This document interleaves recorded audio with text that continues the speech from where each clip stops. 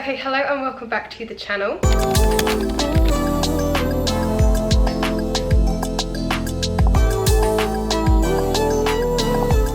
If I do sound a little nasally, do bear with. I've had an awful head cold. I don't know why. I barely get ill. Everyone needs to get one of these bodysuits. Quickly show you-ish. They're from Opoly, but again, it's the material that I was talking about in the Bali vlog. It's just so soft and it's so comfy.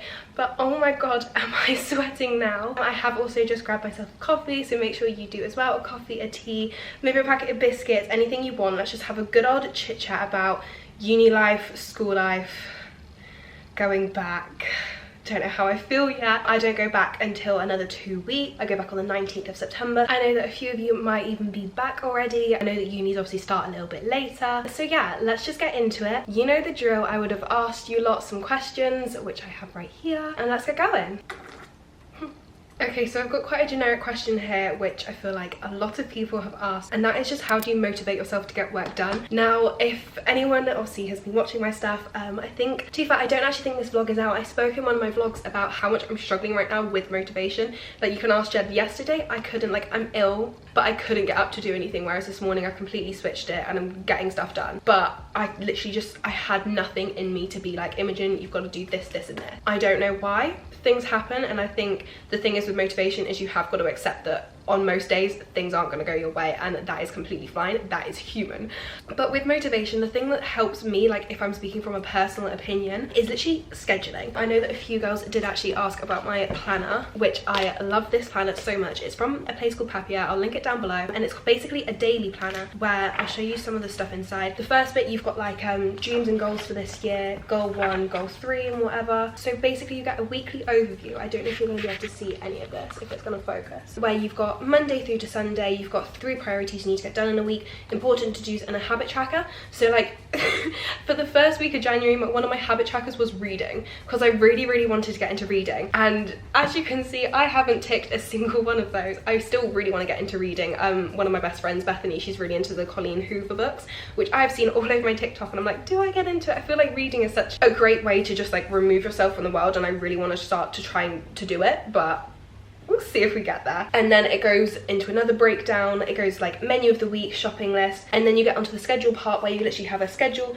most important, and to do, and then notes. Scheduling to me, one, is so therapeutic. Just to sit down like a nighttime routine, literally time it so that you have a schedule to stick to, because I would say I'm quite like a lazy person when I haven't got these schedules, because I'm like, oh yeah, get to 12, like I'll do something, and I'll just be chilling for the whole morning, which is completely fine. But obviously when you have things to do, scheduling is like my top tip. I love it so much, especially like writing stuff. I don't even have the best handwriting, but I do find that very therapeutic. So I think planning, even when it's just like a Saturday and you're like, okay, 9 AM lie in but wake up. I'm such a bad person for getting out of bed, so I will literally write like 9:15, get out of bed.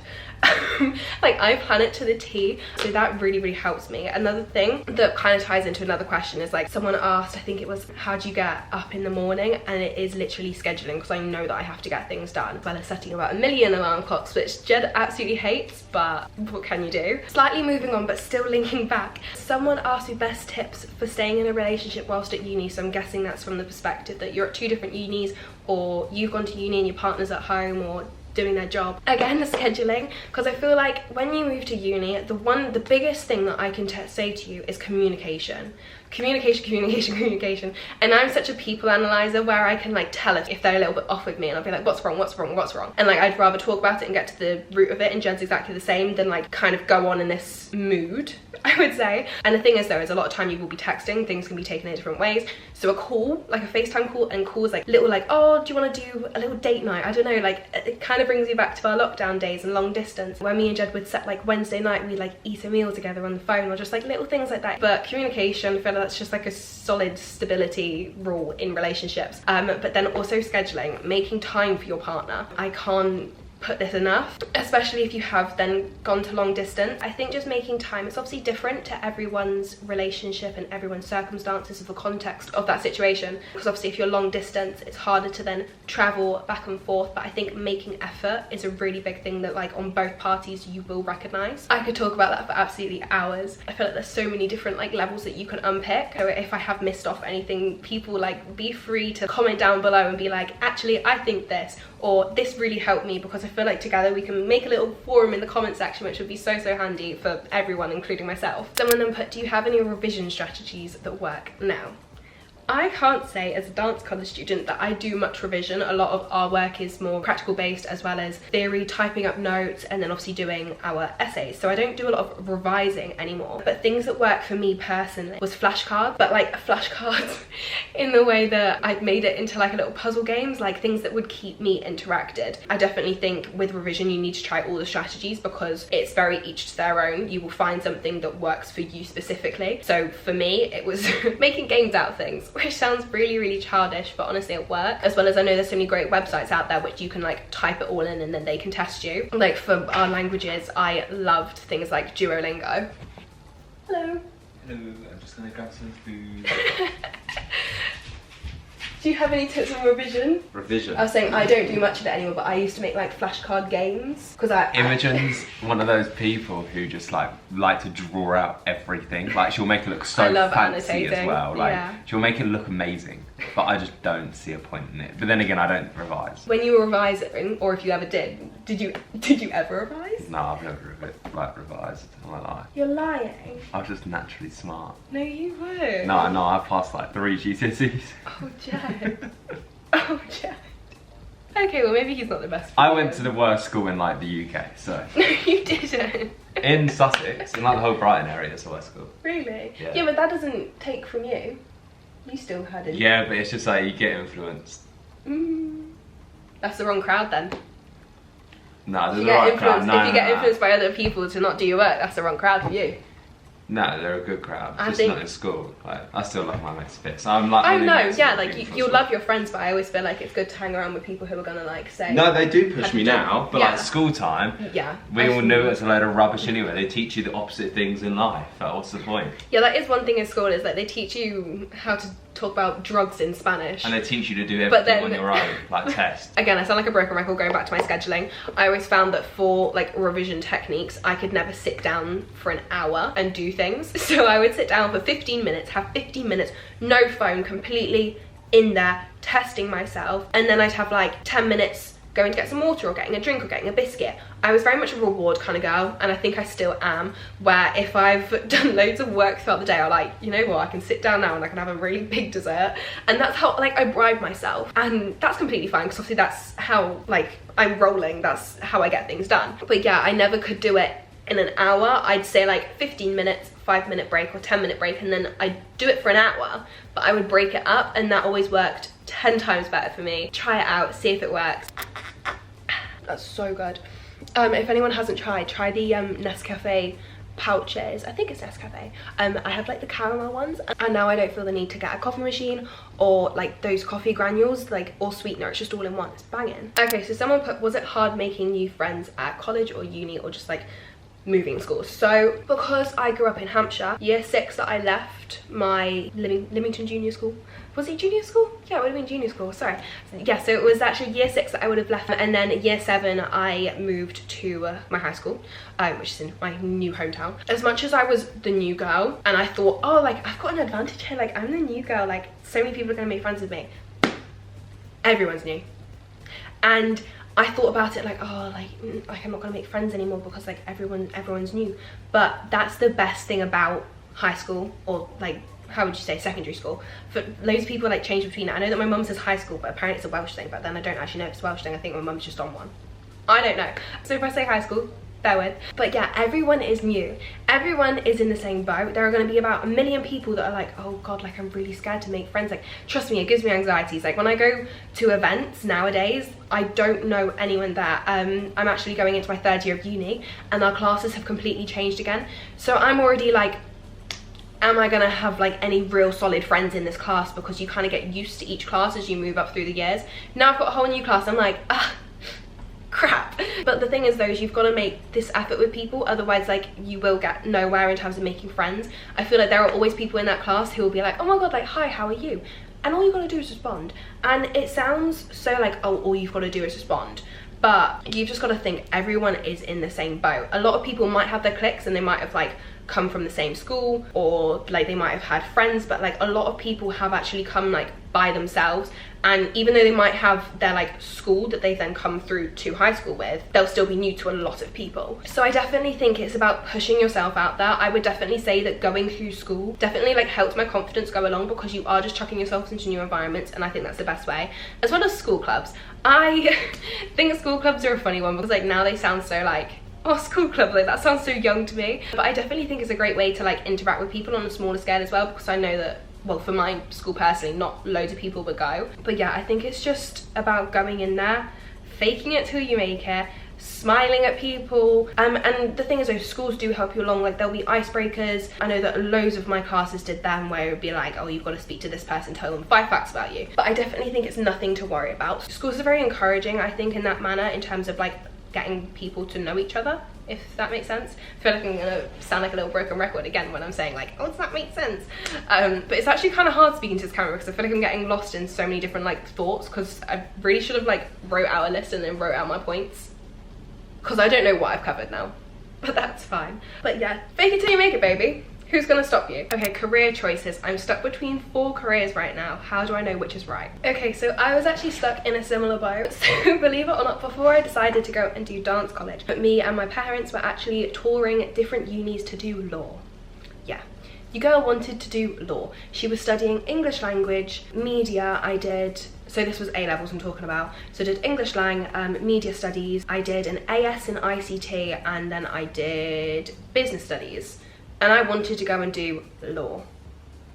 Why I thought I had the brain power to go and do law, I don't know. I might have watched too much Suits, I might have watched too much Legally Blonde. But yeah, believe it or not, I was like serious about this, but it wasn't until I then decided this isn't going to be right for me. And I think it is definitely like where your passion lies. And for me, dance just seemed like the most fitting for me and my lifestyle. I'm very active. I've always been active. I like to do a lot, especially when you look into the courses. I can't stress that enough, because as much as you might be like, oh yeah, like I'm gonna go and do business studies, so many different unis have so many like discrepancies as to what they're actually teaching. So like one might really focus in on like management, and then one might focus on something completely different. So definitely look into your courses. But yeah, for me anyway, it just didn't really feel like it was gonna suit me going in, sitting down, studying. I don't think law was right for me anyways. I think that was just a bit of a contingency plan, because for me the dance industry is scary. It's still scaring me now. Like I don't know if I'm still going to go into it, because you have to have such a hunger for dance, because it's a vicious competitive world, I tell you now. I think at one point I wanted to go into journalism, but how I don't like reading. I don't know what I was doing, and I feel like you have so many ideas about like what you want to do, but it's a bit of an annoying one from the education system. Like I always used to go on a contingency being like, why the hell are these people asking me what I want to do now at the age of 18 when I'm not gonna know till I'm about 23 when you're done? Like if you like go straight from high school, college, uni, you're done at the age of 21, and you're supposedly meant to have this amazing idea at the age of 18 what you're meant to do. And personally, I don't think that's right. And a fun fact, I actually learned something the other day. I don't know if it's the same for male. I don't know if I feel like there's always different ages between males and females when it comes to like brain science. But it's actually apparently only until you're 25 does your prefrontal cortex, so I think, was it the prefrontal? Something in your brain, I'm pretty sure it was, but I don't want to get this completely wrong. This thing in your brain that's obviously making all the decisions for you. It's only until you're 25 that your brain then like hones in on those decisions. So that's why they always say, oh, maybe don't get a tattoo or Botox or filler or things like that until you're 25, when you know you want these things that sometimes can't be reversible. Which, I mean, I'm each to their own, like do what you want. But I actually really wanted baby Botox in my forehead, because I've got like wrinkles coming, and I don't know, that's a topic of discussion for another time. I haven't done it yet, but I'm very much thinking about it. I feel like I've mentioned it before. But people say like, oh, maybe wait till you're 25, because that's when your brain stops developing and you know what you actually want, which is scary to think, because I'm like, oh my god, like can I not make any decisions now until I'm 25? Not the case. Please make your decision. But yeah, like they're saying, oh my god, like make your decision about your career now. Oh, I might want a different career at the age of 25. Like, it's so confusing. But I definitely think just do what you enjoy for the time being. And if you are on about uni and you're wanting to go to uni, a degree's a degree. My dad stands by that, I stand by that. A lot of people don't really seem to care about degrees anymore. They kind of want to see experience. So I'm all for apprenticeships, I'm all for going straight into a job, I'm all for uni. Like, do what works best for you. But yeah, a degree is a degree. People just like to see that you've obviously committed to something for 3 years and you've done the work and you've proved it. It's a bit of a funny one because as much as it's a stress to kind of like make your decision right so it can like boost you going forwards, if you feel like you've made the wrong decision, one, I feel like you know within the first few months, defer a year, join in the next year. Obviously it's a bit annoying sometimes if you've gone with friends, but a lot of people take gap years as well just to like make that decision, which again I think is a brilliant idea. I kind of wish I did a gap year, but I feel like I'm going to do a gap year after I've obviously now done my degree, which is exciting. But yeah, I feel like there's a lot of stress placed around the whole education system, and obviously try your best, do your best, but it isn't the end of the world if you come out after the 3 years and you're like, oh, I don't quite know why I did that. But you know what, that's fine because we can move on to the next thing. You can also take so many courses, like year courses, where if you want to go into a speciality, you can do that as well. I'm sweating so much and I'm squinting, so I'm sorry if I literally look like my eyes aren't even open. Sat here because I was like, oh, you know what, I'm going to call this like my filming corner, because I've filmed some ads and some TikToks this morning here because I do really like it. The sun's really beeped me over today, if I'm honest. There's actually so many questions. I could definitely do a part 2 if that's what people wanted. You know what, I was actually also thinking, and actually I think it's quite an old term now, but like you know magazines where you used to see like agony aunts where people kind of like send in their problems. I think it might be fun to do like, I don't know, like school drama or relationship drama, and then like I obviously read what's going on and then like I kind of talk about it. It might be funny to get Jed involved with these because the stuff that Jed comes out with sometimes I'm like, you actually okay? But I don't know, let me know if that's what we want to see, because that might be fun, especially like with school dramas. It's one of those things where like we've all been there, we've all gone through it. So I am gonna leave the video there. Make sure to interact in the comments below. Let me know about any things that you've dealt with or like your best revision tips and tricks. I feel like just to create a nice little forum down below would be really lovely, especially for all the people who are brand new starting or midway through the year and a bit stuck, or obviously not midway through the year but going into a new year. I hope you enjoyed. Make sure to hit the notification bell as well as subscribe, like, comment and follow. Already said that. Yeah, peace.